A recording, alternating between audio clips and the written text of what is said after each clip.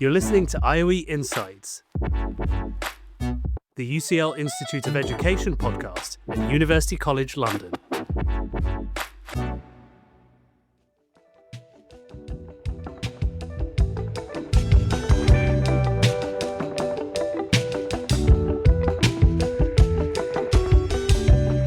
This is Academia SR,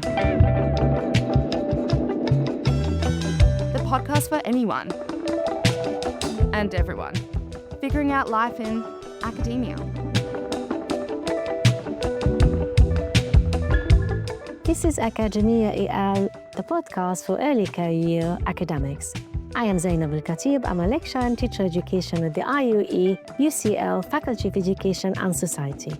In this series of episodes, we are going to hear stories about academic journeys, achievements, and legacy, which we hope will inspire you to embark on your own adventure as an early career researcher.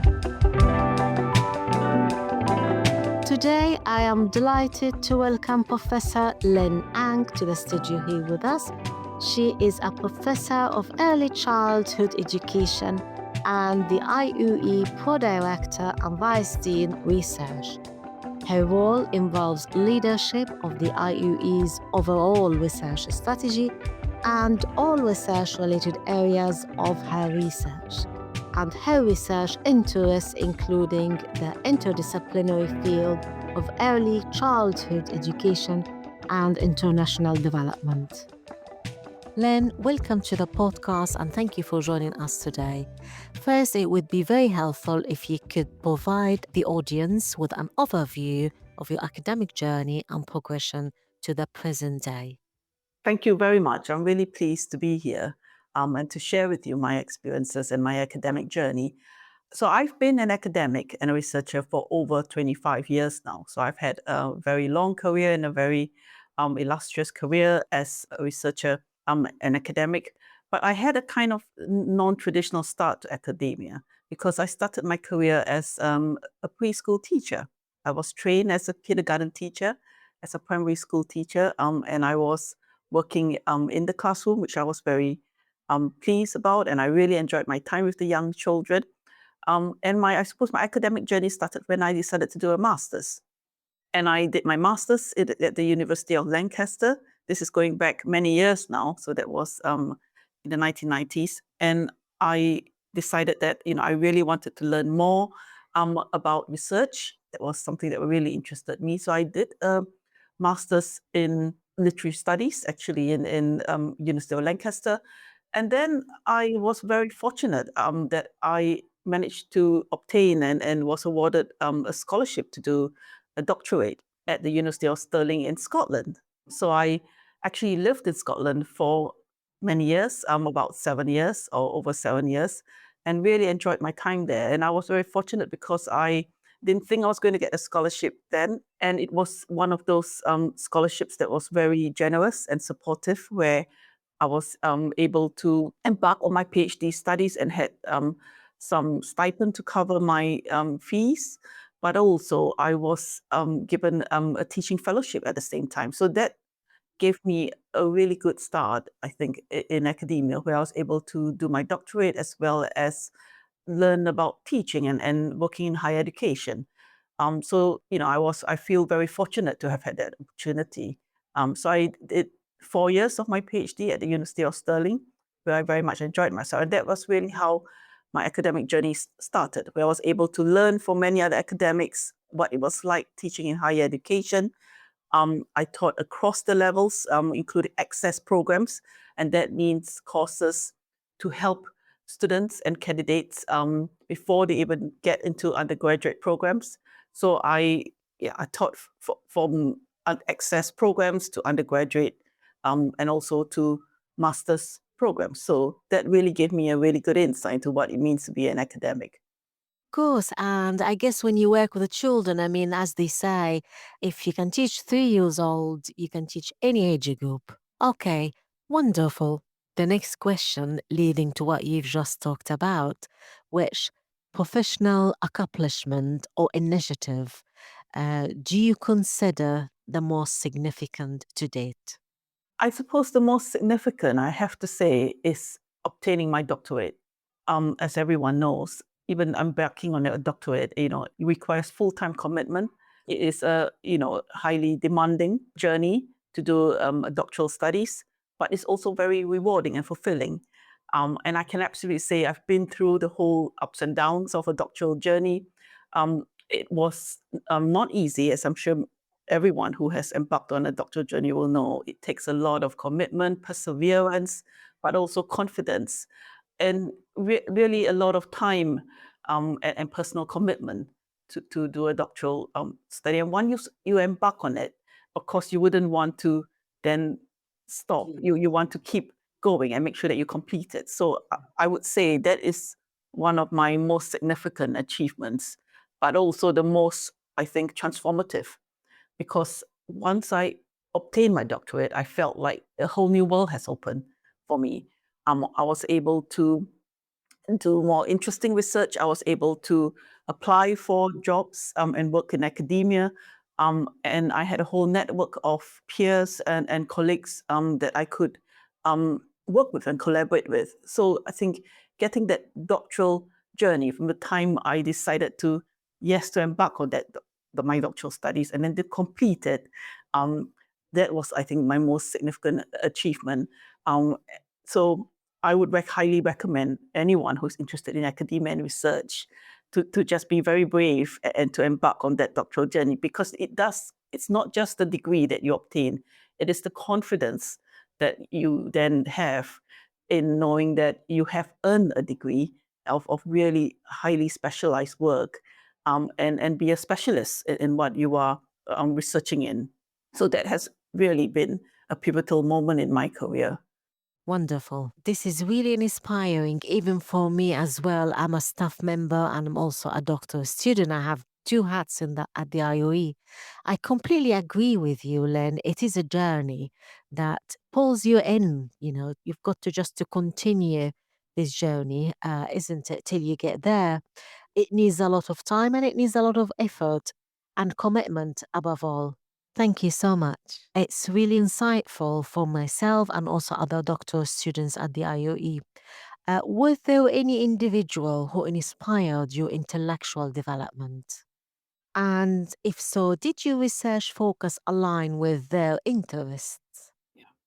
So absolutely, I wouldn't say there's one particular individual, because I've been so fortunate to work with so many brilliant individuals. So it'll be difficult for me to name one person. I would say there were many individuals. I was very fortunate to have worked with some brilliant academics, and also mentors I've had along the way, who really encouraged me, supported me through that journey, all the way from my doctoral studies to when I became an established academic. So of course, in my doctoral years, I had my supervisor, my supervisory team, but also I would say the students around me.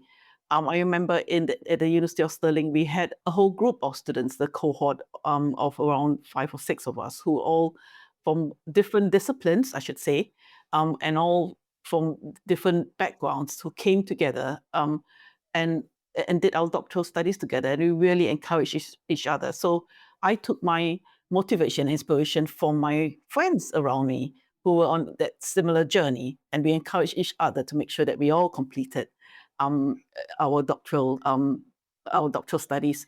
And we are all now in very different walks of life, but I think that was instrumental. So I would say, when you do embark on your doctoral studies, it's really important that you have a group, a network of people around you, not just your academic supervisors, but also your friends and your fellow colleagues that you work with on that journey. And then when I became an academic, of course, there were academics and colleagues who really supported me in my career. Just to give one example, the late Professor Peter Martin, who is in a different discipline. I have to give him credit, because he was a professor, and of course I say the late because unfortunately he's no longer with us, but I still remember he was the person that was instrumental in supporting me in getting my first grant. So this was many years ago now, and then when we submitted a grant, there wasn't an online portal.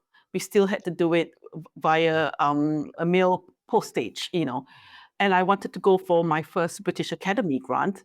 And as a junior researcher, I was very uncertain, or very reserved about my project, but also, how I was going to construct it in a way that would speak to the brief of the funders. And I still remember speaking to Professor Peter Martin about it. And what he did was, which was looking back, absolutely generous of him, was to give me his whole folder of his successful grant. Um, all the handwritten notes that he had written, all the papers that he had put together, and he literally gave me that folder and said, Lynn, you take this and you go away and have a look at how I have written it, what I have done, and you use it as a model, and do as you think would be helpful for you to use it as much as you want it, so that it's helpful for you to construct your own grant. Now, of course, it was a very different topic and a very different funder, but that really helped me to look at how a successful grant looks like. And that actually then really gave me the insights and the knowledge to construct a really strong submission. And that was how I got one of my first grants from the British Academy. So I was really pleased. And I hope that colleagues who are at the early start of their career in academia will find those mentors, and you will find those brilliant people who will help you along your journey. I would say never be afraid to ask for help or for support if you need that. So I think that was really important for me. Absolutely. What academic advice do you have for early career researchers? This includes staff members and also students to achieve success, which you have already touched on earlier. But if you would like to explain it further and to give advice, please. Yeah, I would say my main advice would be to keep your options open. I think academia now is very different from when I first started.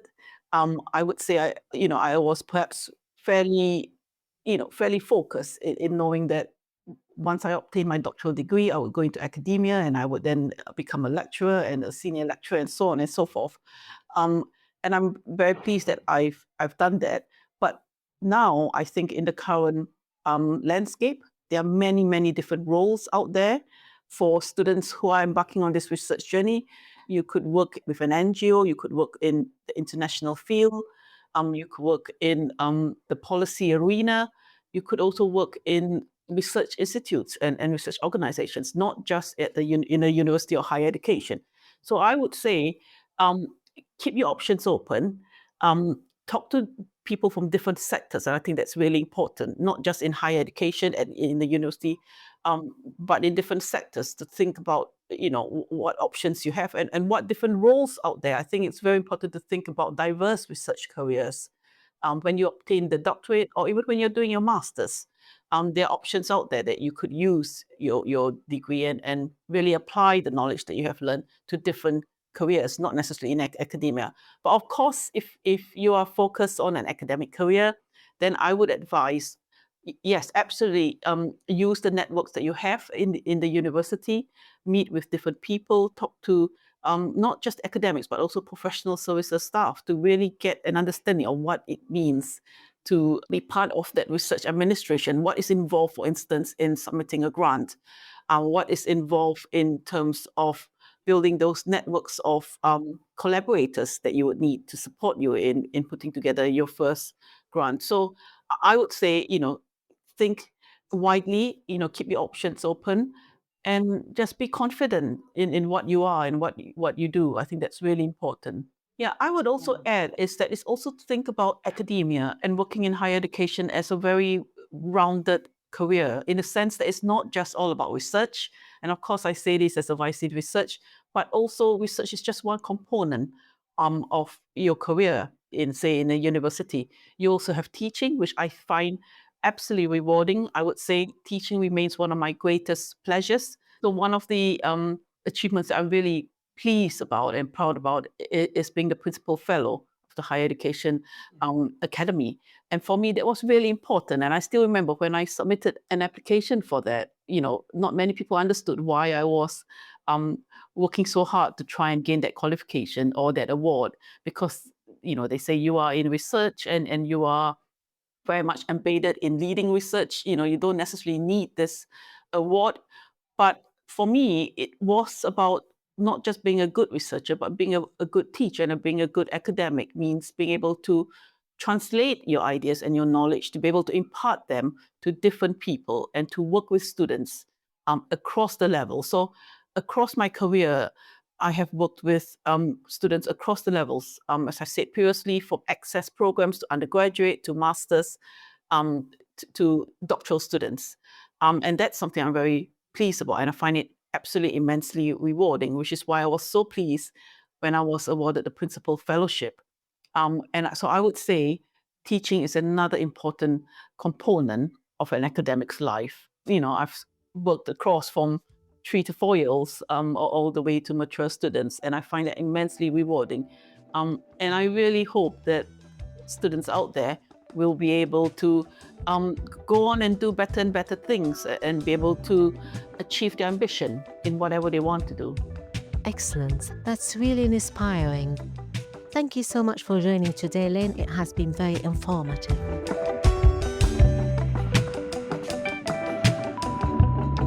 Please follow the link in the show notes to find out more about Professor Lynn Ang's work, as well as discover more podcasts from the IUE. And if you like what you've heard today, please give the IUE podcast a 5-star rating on Apple or Spotify. This will help us reach more listeners who may also enjoy the podcast too. I'm Zeinab. Thank you for listening and have a good day.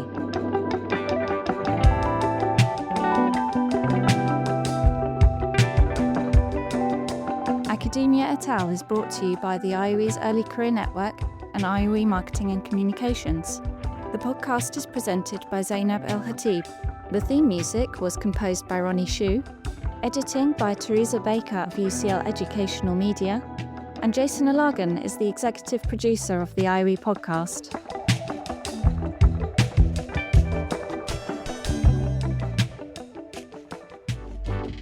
Thanks for listening. Search IOE Insights for more podcasts from the IOE.